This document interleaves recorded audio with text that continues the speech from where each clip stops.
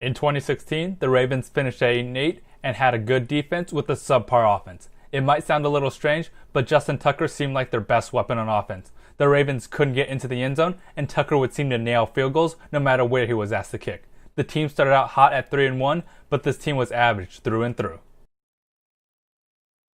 In the offseason, the Ravens lost what might be their best receiving threat in Steve Smith Sr. to retirement. I personally just love the way Smith played and always played with tenacity. On defense, the Ravens added some pretty good pieces in Tony Jefferson and Brandon Williams. These guys are good players and will add to an already good defense. In the draft, the Ravens upgraded their defense even further by selecting Marlon Humphrey. Throughout the draft, Ozzie Newsome kept selecting players on defense. It was a bit surprising that they didn't try and add more receivers due to the lack of weapons for Flacco. If there are any holes on the defense, the Ravens shored it up in the draft. The offensive line is pretty good. Marshall Yanda, John Urschel, and Ronnie Staley are really good linemen to have protecting Flacco. The problem is, Flacco desperately needs weapons on the outside. Steve Smith was their only playmaker and he retired. Former first-round pick Brashard Perriman hasn't been too good so far in his career, but the Ravens are hoping he develops enough to be Flacco's #1 receiver. From front to back, this defense looks good. They have a new addition in Brandon Williams on the line, a Pro Bowl linebacker in CJ Mosley, and proven veterans in the back end with Eric Weddle and Tony Jefferson.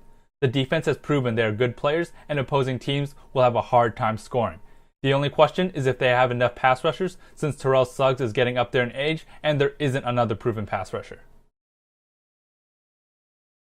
Unlike other teams, the Ravens have a Super Bowl winning quarterback in Joe Flacco. Maybe he's a little overrated since he got scorching hot in the playoffs, but hasn't been able to produce at that level since. Either way, he's proven he can win in this league, and more importantly, won in the playoffs. Flacco isn't the problem for the offense, it's who's catching his passes. In the best case, the Ravens are 11-5. Perriman steps up and becomes a legit #1 receiver for Flacco. The defense becomes one of the best in the league, and the talent up and down the board scare offenses. Flacco comes through in clutch situations, and Justin Tucker continues being the best kicker in the league. In the worst case, the Ravens miss the playoffs again and finish at 7-9. There just aren't enough weapons for the offense.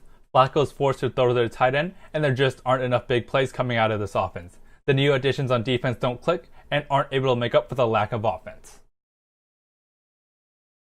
In the likely case, the Ravens finish at 8-8 and miss the playoffs. The potential is high in this team, but the offense is really concerning. The offseason focused too much on the defense when the offense needed more help. Flacco and Tucker are good for the offense, but they aren't good enough to carry the offense. The Ravens look to load up on offense in the offseason.